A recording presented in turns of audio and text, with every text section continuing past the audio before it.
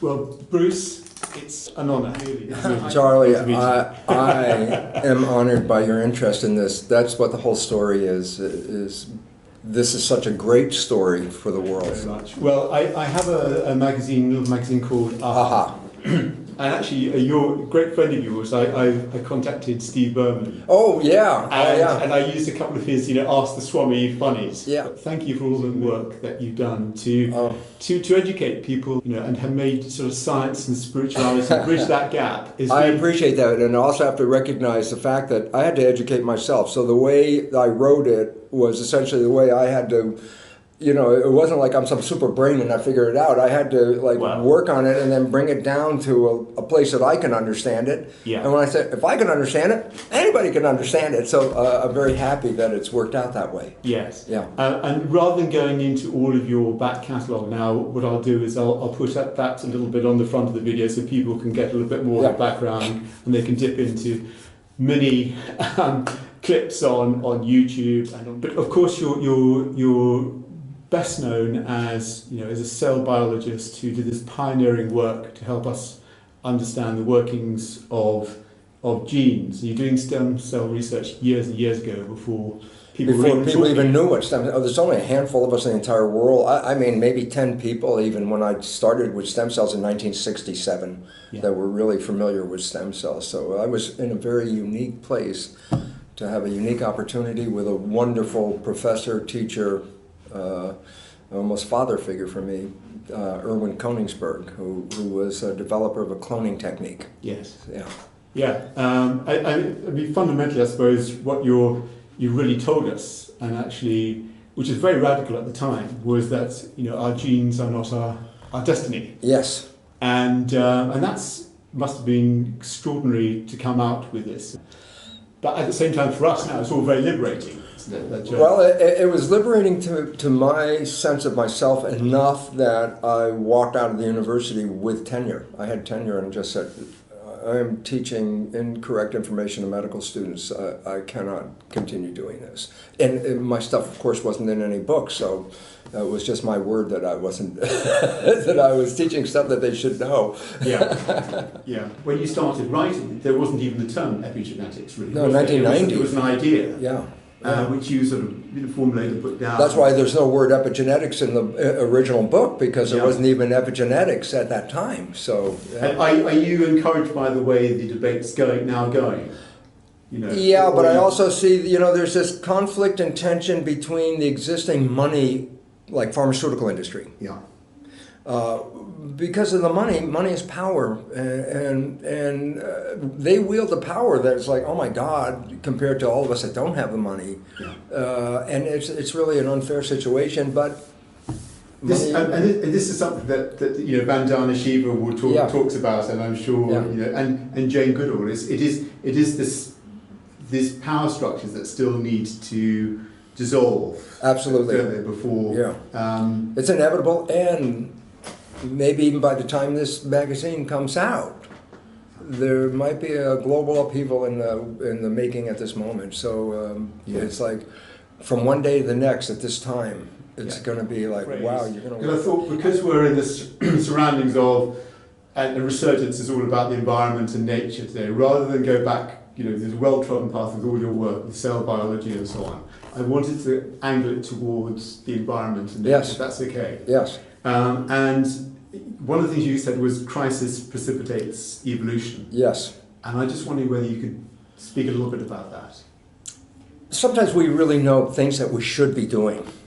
And yet it's like, oh, it's not convenient to do so at this point. And everything is working, so just leave it alone, but I'll keep it back here in my head, And then you hit a wall, you hit a crisis, and the crisis says you cannot continue in this direction anymore, you must make a change. And this is when most people finally say, okay, now I'm ready to change. Even though they may have known that where they were going and what they were doing wasn't necessarily suitable for humanity, not until the wall stops them. Because it's, hey, if everything's flowing smoothly, keep flowing. But when it stops flowing, then you got to do something different. So we've now entered, as you talk about, the sixth mass extinction. And it's the Anthropocene, I think, isn't it? We've moved into the Anthropocene. So absolutely. Absolutely. Part of the equation. And this becomes, to me, to watch it, and to be a cell biologist, and then to watch what we're doing out here is like, oh my goodness, this is so completely wrong, and it's fun for me because I now work with Native American and First Nation people in Canada, Aboriginals, whose original philosophy was what we need to go back to right now. So back to the future, the way we need to kind of... And absolutely, because they were living it. They lived in a garden knowing they were living in a garden. Yeah. And I can imagine, and maybe not fully, the experience that these natives had when, like, the white people came, and they killed thousands of buffalo, just took the skin off, and left all of it there, and to the Indians, there was not one piece of leftover buffalo. After they killed one buffalo, everything was used. Yeah. To see fields of slaughtered animals rotting in a field for them was unbelievable. You talk about the opportunity really of millennials now, don't you? Yes, this is the millennial generation is the pivotal generation of this whole evolutionary movement. And most interestingly, they're the generation that has no concept of what's actually going on. They don't even know their own role in what's going on. And that's the exciting part, because they're all going, oh, I can't get a job, and I have to live with 4 others because I don't make enough money, and I got student loans that I'll never be able to pay back, blah, blah, blah. Yeah. And the fact is, every one of these things is the motivation for the evolution. And what I really say to people is like... It's the grit in the oyster in a way, isn't it? What's that? It's the grit in the oyster. Yeah, it is. It's something that kind of... Here's a simple principle. A government can only stand as long as people support it. Yeah. You talk about the millennial generation, they're not included in anything that the government is doing. They're, outside of everything, and they're bemoaning the fact that they're outside. And for me, it's like, no. You're such a large population outside that there's less people holding up the existing government. Yeah. And as the millennials, start to increase the proportion of the population, they have no connection to this government. They don't really care. They have their own world community. Millennial generations are also profoundly different in this regard. Before millennial generation, we were local people. You knew what was going on locally and who the local was, and I live in the state and I know what's going on in my state. But the millennials grew up with computers and internet. And all of a sudden it's like, oh, this generation is a global generation. They communicate across the world everywhere. So there are no barriers as the older people have for the younger generation, because they don't see a wall between them and anybody else. The computers open that up. I communicate with anybody anywhere. Technologies and so on. Yeah. I just interviewed a couple of Aussie surfers the other day who've come up with this new way of collecting plastic, in the oceans, and they're great, and so hopefully those sort of people, in their 20s will be the sort of people who will kind of get students together. They'll kind of resonate. When that millennial age group starts to recognize that they have abilities and they have powers, and even though they've been suppressed by a conventional economic system, it's like, but they start to get in their own community and say, wow, look what these people are doing. Look what these other, they're creating new. Yes. That's where... And this is their battle for their generation, really, isn't it? This is their... They have to come together themselves first. Yeah. And so bringing them together, and especially where they're coming from. Where are they coming from? They're coming from, woe with me. Woe is like, oh my God, my life sucks here, And it's like, no, yeah, but if you come over here, we can do something completely different. Are you though quite hopeful? I mean, there must be younger people now being drawn to your talks and your lectures. Well, I don't know if they're necessarily drawn to it, but I've seen them make movements toward raising their own consciousness and making their own community and supporting each other, because they're not getting support from anywhere else. So they find support among their own community, which is what builds up to the bigger level. And they're outside of the other structure, and the other structure is destructive, is the nicest term I might add, and it really means we cannot survive with that anymore. And now we have this other massive generation that doesn't even connect to it. What I like to always say is, I say,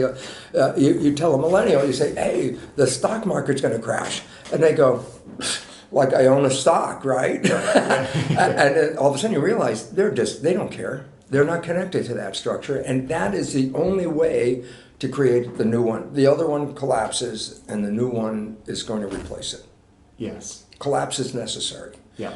And this is really, if there was a message I would offer, is people are in fear of this thing falling apart, and it's like, you know, they see it not working. Economy, climate change, fuel issues, food crisis, health crisis. And the beautiful part about that is, if we sustain what we have, we only exacerbate every one of these problems because they come from our culture right now. So the only way out is to drop the existing culture and build a new one. Well, that's like birth, and it is birth. And you know, in birth, there's a little pain, there's a little bloodshed. Yeah. But if you don't do it, we're doomed. I remember very much the so-called hippie days when in the States we were protesting the Vietnam War.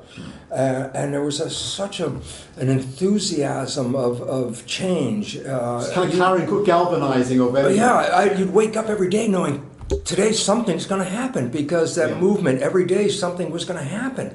And it was like so exciting to wake up in an age of movement. Yeah. But then the problem was after the protests and all that and the war ends, who are your protesters? Well, they're the people that are looking for a job, and they have no power.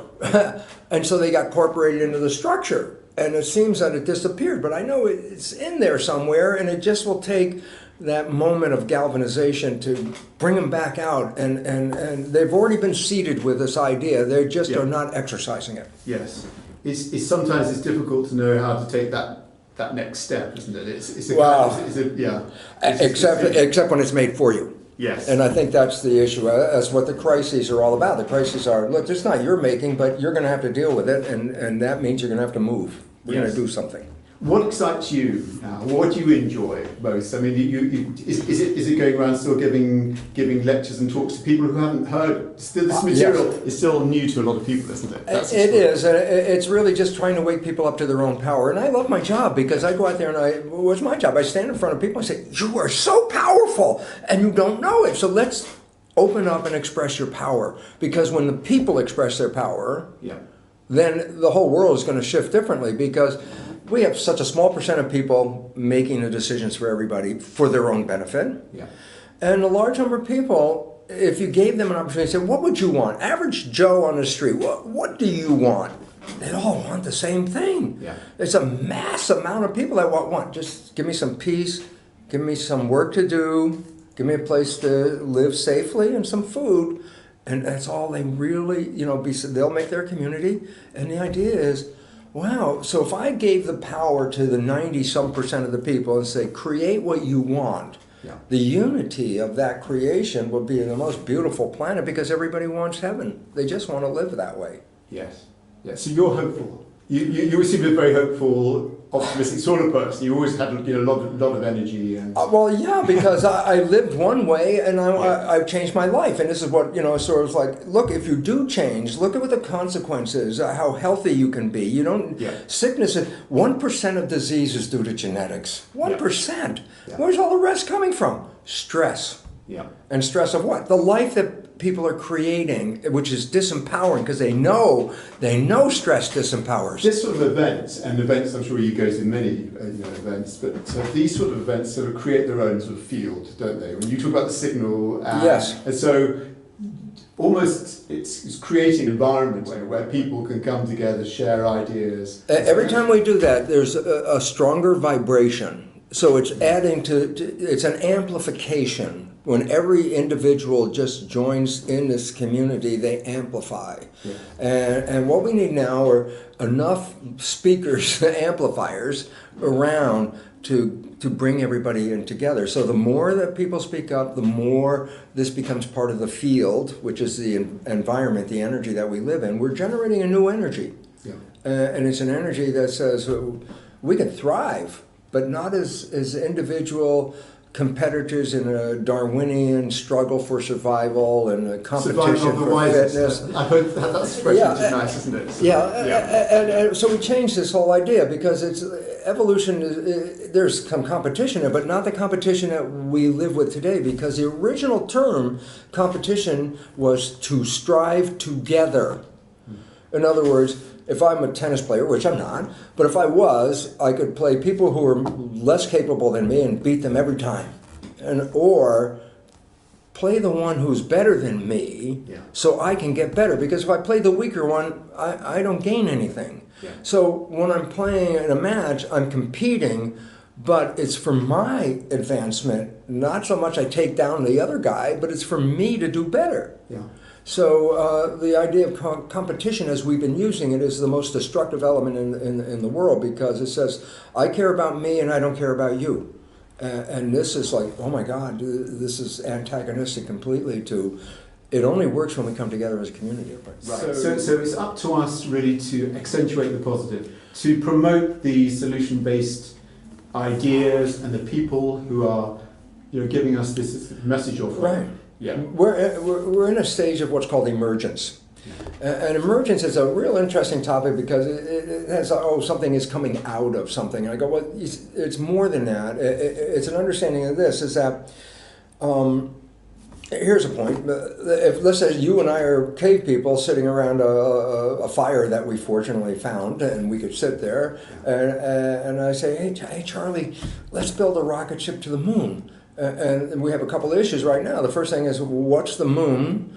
And what the hell is a rocket ship? Yeah. And in reality, two people sitting around a campfire will never be able to resolve this.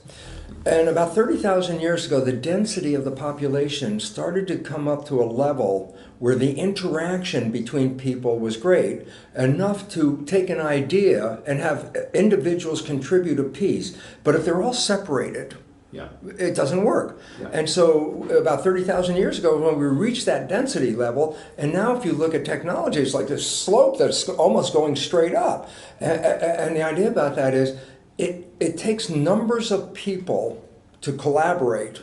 A number that comes to, interestingly, is to make a computer, 50,000 individual ideas from individuals was required to assemble a computer, to come to that. If you don't have 50,000 people connected in one way or another, there's no computer, period.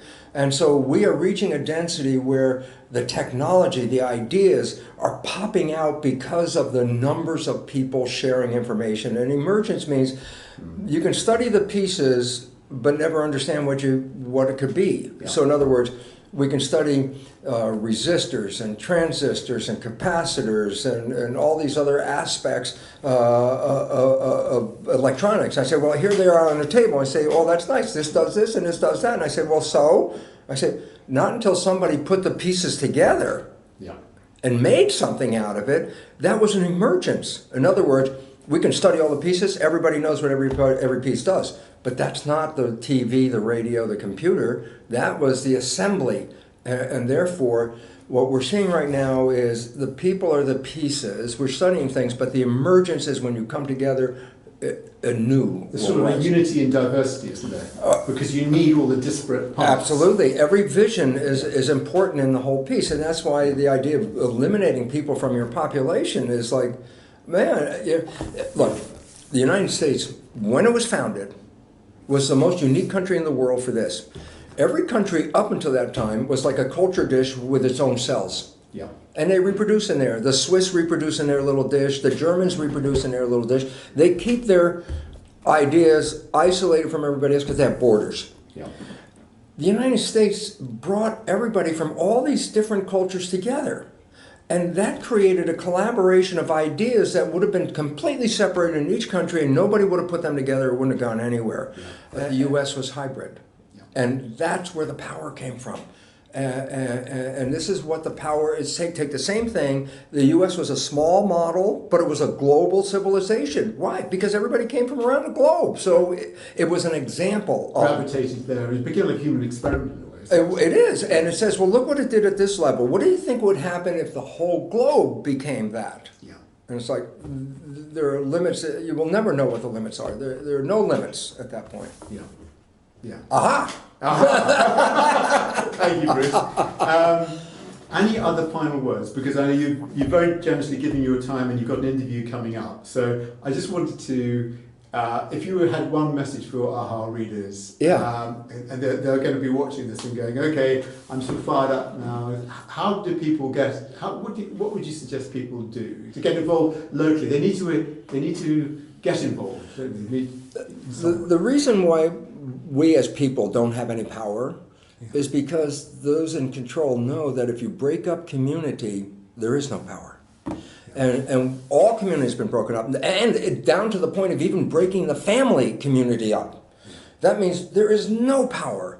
And the only way you're going to bring power back is when people come together. When people collectively stand together, it's the only time any change has ever occurred. So the idea is we can have two outlooks at this moment. I could go there and go, oh, Jesus, this thing is falling apart.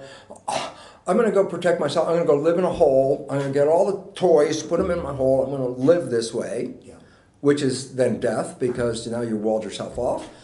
Or say, I need to find another way of communicating, community, working with each other, sharing, support by each other. And all of a sudden, you're not a lone person. The anathema in my vision is a homeless person on a street. Yeah. How can a person be homeless? You mean there was no family? There was nobody that individual knew that said, look... No support system. Yeah. And that's a symptom of what? No community. Yeah. And when there's community, there are no homeless people. Yeah. So I think it's basically recognizing it's time to join together. And it's interesting because in Australia, some friends that I know have put together something called the Conscious Club. Mm-hmm. And all these young, 20-something-year-old people would gather every weekend and drink and take drugs and party and rave and do all this kind of stuff. And at some point they said, it's like another weekend, another wasted weekend, because at the end, nothing. We didn't get anything out of it. I mean, we had a moment of joy and then back to the world again. And Conscious Club was really cool because it was a seed that said, wait, a lot of young people got together and said, hey, why don't we get together and have potluck dinner? Everybody brings stuff. And it started out small. Yeah. Now they have 1,000, 2,000 people come, and in addition to sharing at that moment, they provide a presentation of something that enhances the lives of all those people. It's raising consciousness. Yeah. And that, to me, is, that's the direction that you really want your community to go in. Yes. And because evolution is not the evolution of our physical biology, it's the evolution of consciousness. That's an easier evolution than physically changing the body. Absolutely. Well, thank you, Bruce. That's a lovely note to end on, and I really that's it. Really appreciate. Well, oh man, I don't know whether.